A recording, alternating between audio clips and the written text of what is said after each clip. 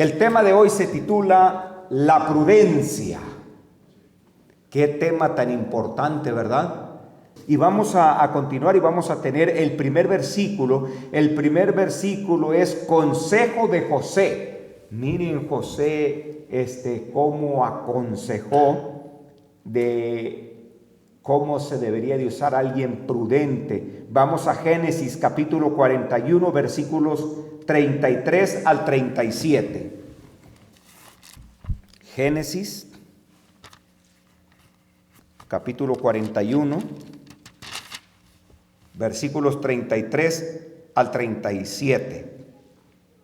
¿Ya lo tienen? Dice la palabra de Dios: por tanto, provéase ahora Faraón de un varón prudente y sabio, y póngalo sobre la tierra de Egipto. Haga esto Faraón, y ponga gobernadores sobre el país, y quinte la tierra de Egipto en los 7 años de la hartura, y junten toda la provisión de estos buenos años que vienen, y alleguen el trigo bajo la mano de Faraón para mantenimiento de las ciudades, y guárdenlo. Y esté aquella provisión en depósito para el país para los 7 años de hambre que serán en la tierra de Egipto, y el país no perecerá de hambre. Y el negocio pareció bien a Faraón y a sus siervos. Hasta allí, ¿verdad? Que Dios añada bendición a la lectura de su santa palabra. José, un hombre muy sabio, un hombre sabio porque venía de Dios esa sabiduría, ¿verdad? Un hombre sabio que se dejaba guiar por Dios, que había pasado por procesos ya en su vida siendo joven, procesos muy difíciles. Estamos hablando de procesos muy difíciles. El que te vendan tus hermanos no era algo sencillo, no era algo fácil que iba a pasar. Me imagino el dolor que ha de haber pasado este hombre de Dios al saber que sus hermanos lo vendieron cuando estuvo en la cárcel por algún error, por algún pecado que no cometió, que lo acusaron injustamente. Pero él siempre, cómo me gusta la mirada de este hombre de Dios, él siempre mirando con sus ojos espirituales, él siempre mirando como hombre de Dios, siempre aceptando. Y eso es algo para aprender, siempre aceptando que todas las cosas que vienen a nuestra vida vienen de parte de Dios. Él sabía que Dios tenía un propósito con él. Él sabía que Dios tenía algo especial para él porque Dios ya se lo había mostrado. Pero en ese proceso o en ese lapso de lo que Dios le había mostrado a que se cumpliera esa promesa que Dios le había dado, tenía que pasar por momentos muy difíciles. Y en todas las cosas y en todo momento se portó prudentemente. En la casa de Potifar no podemos negar que no se haya portado prudentemente. Imagínense qué manera de actuar de este hombre de Dios. Después, cuando sale de la cárcel, porque fue llamado porque Faraón había tenido un sueño doble, porque primero tuvo lo de las vacas, después lo de las espigas, que todos sabemos lo que soñó, ¿verdad? Las 7 vacas gorditas, bien llenitas, después las 7 vacas flacas que se comían, igualmente así las espigas, que se comían a las espigas gruesas. Ok. José interpreta este sueño, lo mandan traer de la cárcel porque él ya había hecho algo similar en la cárcel de interpretar sueños y se habían cumplido los sueños que él había interpretado. Era un hombre de Dios a cabalidad, con todos la extensión de la palabra. José era un hombre de Dios. ¿Qué significan estos sueños? Los sabios, los grandes de allí de Egipto no podían entender qué significaba eso, porque eran sabios a la altura de esta tierra, pero no tenían sabiduría de Dios. José sí venía con sabiduría de Dios y él le dice lo que significa. Son 7 años de abundancia, de prosperidad. Después van a venir 7 años que va a haber hambre, pero hambre de verdad. Por eso es que aquellos, las flacas se comen a las gorditas, igualmente las espigas, porque esto ya viene. Esto es así. Así está puesto. Y prudentemente también él dice, ahora Faraón, qué capacidad de este hombre de Dios, de verdad. Yo me quedo maravillado con la capacidad de este hombre de Dios. Porque cualquiera a lo mejor ahí nos hubiéramos quedado, ¿no? Pues esto es lo que significa, esto es lo que quiere Faraón, pero con una capacidad de Dios. No solamente le dice la interpretación de los sueños, le dice a Faraón qué es lo que tiene que hacer.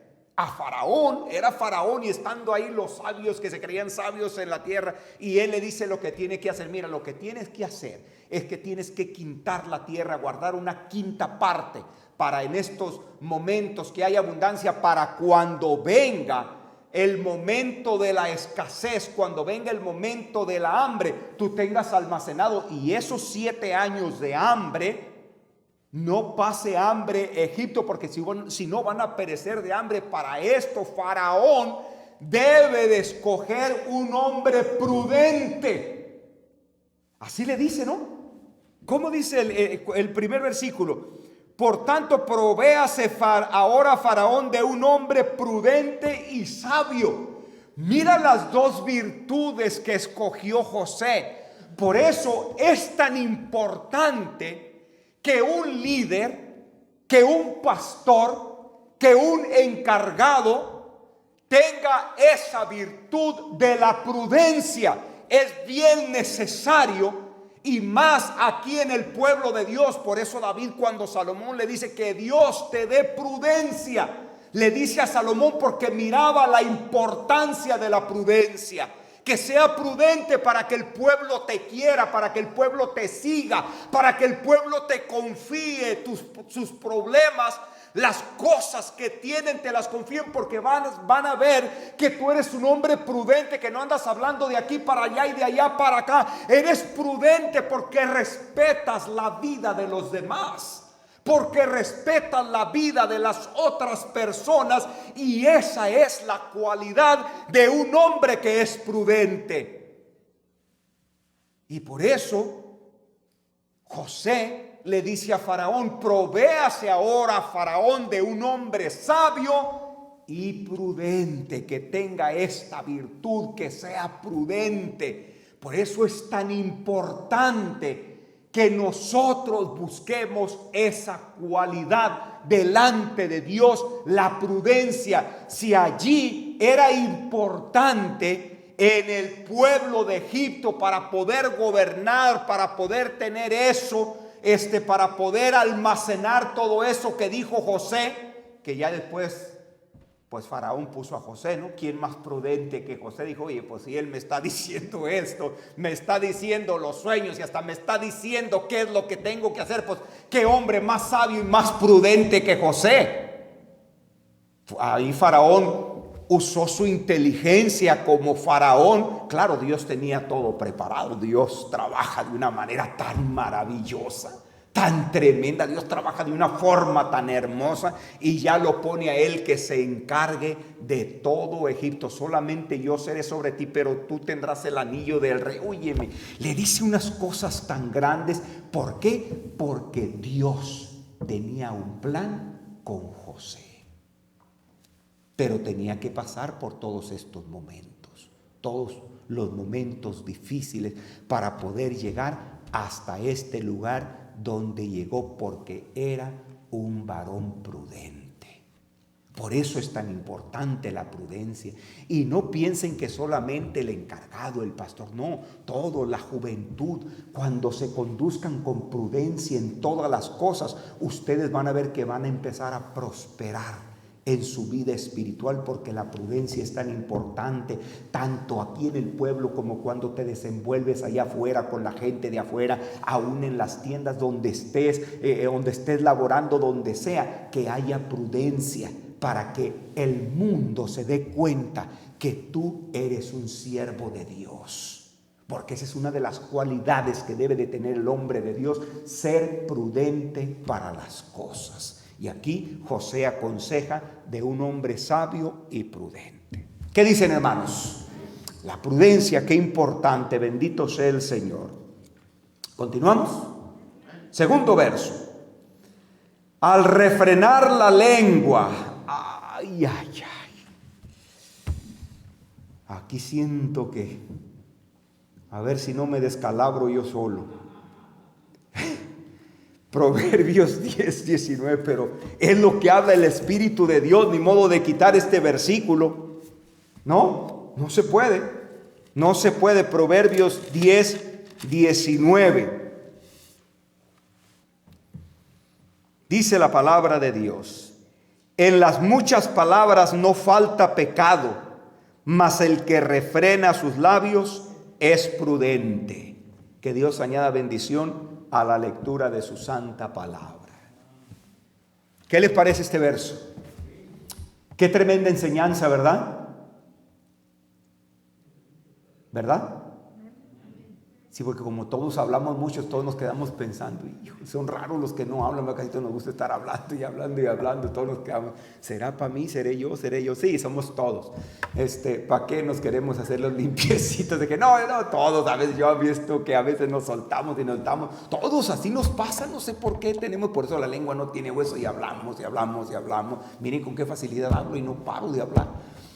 Pero palabras, claro está, sin edificación, palabras que no edifiquen. Está hablando de esa del hombre que habla y habla y cosas que no edifiquen. Cuando tú hablas palabra de Dios, puedes hablar todo lo que quieras. ¿Quieres ir a predicar? Habla todo lo que quieras, no te preocupes, que para eso Dios nos dio el habla, para que prediquemos, que hablemos de su santa palabra. No van a decir, ay, no voy a ir a hablar tanto porque de la palabra del Señor, porque no falta pecado. No, cuando estamos así en nuestras cosas, aquí hablando a veces allá afuera diciendo cosas, allí, pero para hablar de Dios nosotros podemos hablar todo lo que sea, porque hablar de Dios es dulce, es sabroso para el alma, como la miel, que es dulce pero buena, no como el azúcar que es dulce pero hace daño, no como la miel que es dulce pero que es buena la miel. Bendito sea el nombre del Señor. Por eso dice en la otra parte de Proverbios, como panal de miel, así es la boca del sabio, así es la boca del hombre prudente. Y nosotros tenemos que ser muy prudentes para hablar. Hay que ser muy prudentes a la hora de desenvolvernos,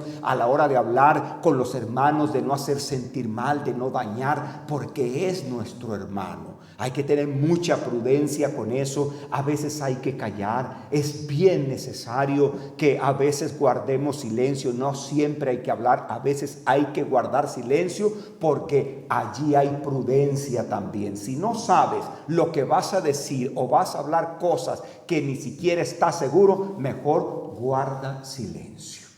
Mejor escucha, que aprendemos más escuchando que hablando. Por eso es prudente guardar silencio para poder aprender muchas cosas y más cuando alguien que es sabio está hablando. Mejor guardo silencio y escucho, y así voy a aprender más con la ayuda de Dios. ¿Está bien?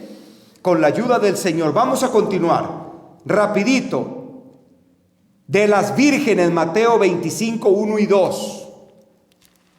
Dice la palabra de Dios: entonces el reino de los cielos será semejante a 10 vírgenes, que tomando sus lámparas salieron a recibir al esposo, y las 5 de ellas eran prudentes y las 5 fatuas. Amén. Que Dios añada bendición a la lectura de su santa palabra.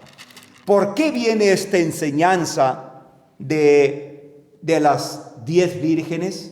Es una enseñanza que hemos oído tanto hablar, casi yo creo que todos en el primer mensaje que predicamos cuando nos paramos en un púlpito, yo creo que hablamos de las 10 vírgenes, porque es de lo primero casi que conocemos cuando empezamos a estudiar la palabra de Dios, ¿no? Es una de las cositas que siempre hablamos, las 10 vírgenes.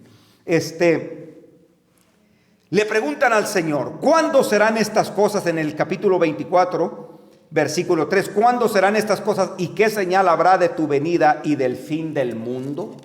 Esa es una pregunta, y el Señor empieza a contestar y les empieza a hablar todas las cosas que van a acontecer en la tierra. Por eso les habla de algunas cosas que iban a venir, que 2 estarán en un molino, uno será tomado, otro será dejado, y así les empieza a hablar. Les habla esta parábola de las 10 vírgenes, les habla la parábola de las minas. ¿Se acuerdan que está aquí más adelantito, verdad? La parábola de las minas también, como uno le dio 5, otro 2 y otro 1. Y así multiplicó cada quien lo que le había dado. Les está enseñando y les está respondiendo qué es lo que iba a acontecer, cómo iba a ser ese fin del mundo, cómo iba a ser el fin de los tiempos.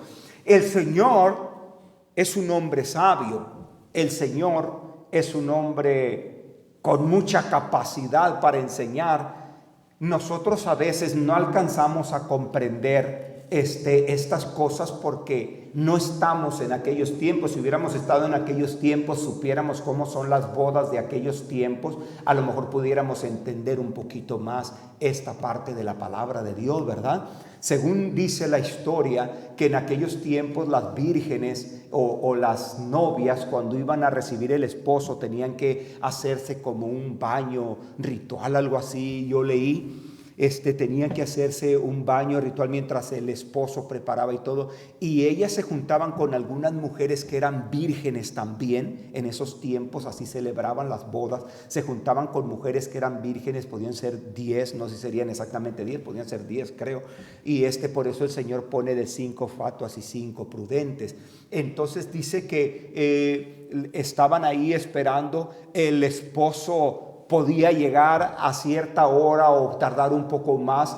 Todo estaba según si en la venida del esposo a la casa de la novia,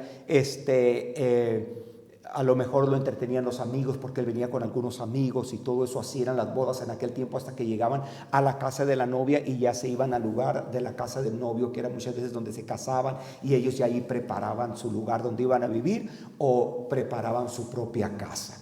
Entonces llegaban y las vírgenes y todos estaban esperando y tenían que esperar al esposo. Entonces las vírgenes, ya cuando llegaba el novio, se iba la novia y se iban las vírgenes con él para celebrar las bodas. Y el Señor da ese ejemplo, ¿verdad? Da ese ejemplo como poniéndose él como el esposo, y que va a haber vírgenes que a lo mejor no van a estar atentas, van a dormirse a lo mejor y no van a tener aceite, no van a estar preparadas. Ese es el fin de la enseñanza. Ese es el objetivo de la enseñanza del Señor Jesús. Lo tomó de cómo era la boda en aquellos tiempos para dar una enseñanza, y ese era el objetivo, ¿no? Esa era la esencia de la enseñanza de Cristo para su pueblo, para su gente. Van a estar esperando al esposo, pero muchos no van a estar prudentes, muchos van a ser fatuos. ¿Qué significa esto? Volvemos al verso que les dije que podía otra vez encajar en esta clase. El hombre que edificó su casa sobre la roca, y el insensato que edificó su casa sobre la arena. Así también aquí las prudentes y las fatuas, o las prudentes y las insensatas, en otras palabras, las que nomás escucharon pero no obedecieron, se la pasaron nomás sin obedecer, sin cumplir, no están atentas a la voz del marido, no están atentas a la venida del Señor. En otras palabras, cada uno de nosotros, para que veamos la importancia que hay en la prudencia, cada uno de nosotros debemos de ser prudentes aquí en la iglesia de Dios, para velar, para mantenernos siempre viendo que nuestra vida espiritual, que esa es la forma como nosotros vamos a velar, que nos mantengamos en una vida espiritual bien vivida delante de la presencia de Dios. Eso es lo que nos debe de preocupar, no es tanto en las cosas de este mundo, no tanto las cosas de esta tierra. No nos deben de preocupar tanto. La preocupación que debe de tener el hombre de Dios es de mantener una vida bien vivida delante de la presencia de Dios, porque tú no sabes cuándo va a venir el Señor Jesucristo. Tú no sabes cuándo se va a tocar el shofar para que venga el esposo a recoger a la novia, y si no estás apercibido, allí te vas a quedar porque no eres prudente, porque no has tomado aceite para tus lámparas. A lo mejor nomás en las lámparas, pero no te preveniste con más aceite, y a cabo del tiempo la fe se va diluyendo y el hombre de Dios se va apagando, y por eso no estás esperando la venida de Cristo y te afanas más en las cosas y te envuelves en las cosas de esta tierra, apartando tu mirada de Cristo, apartando tu mirada del Señor. Y por eso a veces dejamos de velar, de vivir en constante oración delante de Dios, de mantener una vida en fuego con Cristo. Se nos olvida la importancia de la prudencia, la importancia de edificar sobre la roca, la importancia de tener nuestro aceite y nuestra lámpara encendida. Y todo eso se va pagando por las cosas de este mundo. Todo eso lo va pagando las cosas de esta tierra que te distraen de tu vista, el enfoque que tienes en Cristo Jesús. Y a veces dices, no, yo tengo aceite, pero a lo mejor no tienes el suficiente. Mantente en oración, mantente velando, mantente en ayuno, mantente en consagración, mantente en devoción, mantente devoto aquí en la iglesia de Dios, siempre, siempre estando aquí junto al altar del sacrificio.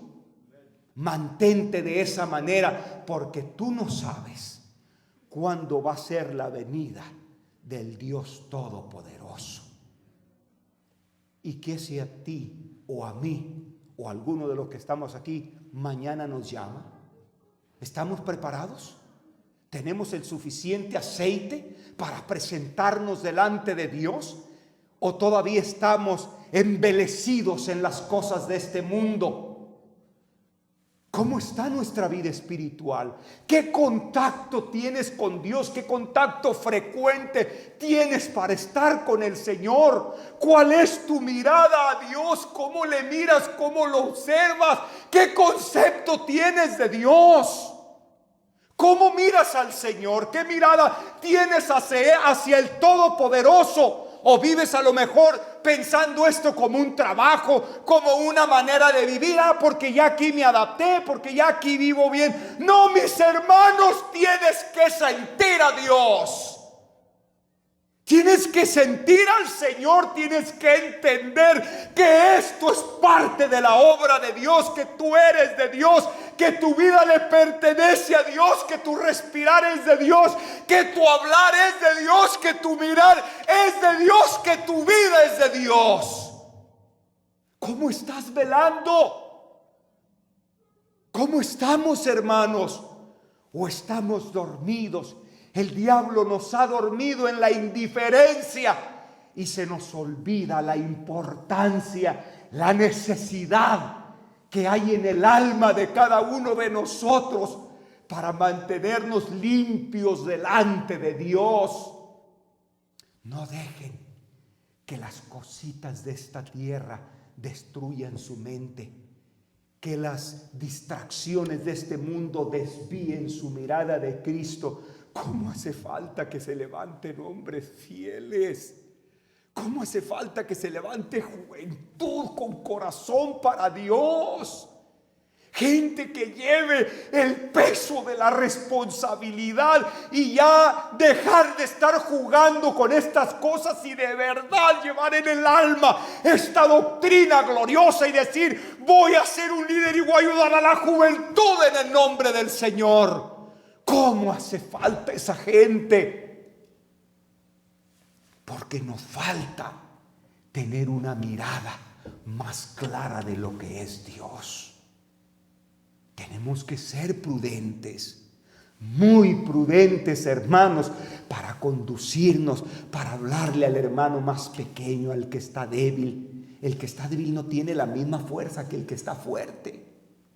Hay que ser prudentes en todas las cosas y que Dios nos dé sabiduría y capacidad. ¿Está bien, hermanos? Con la ayuda de Dios. Vamos a orar, oren por mí también para que Dios me ayude en esta parte que es tan importante delante del Señor. En tiempo difícil, Amós 5:13, dice la palabra de Dios de esta manera: por tanto, el prudente en tal tiempo calla, porque el tiempo es malo. Amén. Que Dios añada bendición a la lectura de su santa palabra. Para poder entender este verso de la palabra de Dios, tenemos que mirar el tiempo en el que estaba viviendo Israel en estos momentos. Eran momentos duros, muy duros, no solamente duros, difíciles, muy difíciles. Si ustedes ven, todo este capítulo 5 habla de cómo los hombres, los poderosos, se puede decir, de Israel, jueces, hacían cosas muy malas delante de Dios contra el pobre, contra el humilde, contra el menesteroso. Tanta era la maldad de Israel, que dice que llegaban a aborrecer a los que obraban justamente, a los que hablaban rectamente. Fíjate hasta dónde llegaba la maldad de estos hombres, que llegaban a aborrecer a los que hablaban correctamente, a los que obraban justamente, porque había tanta maldad, y se aprovechaban de los más pequeños, se aprovechaban del más débil. Y dice en el versículo anterior, porque sabido he vuestras muchas rebeliones.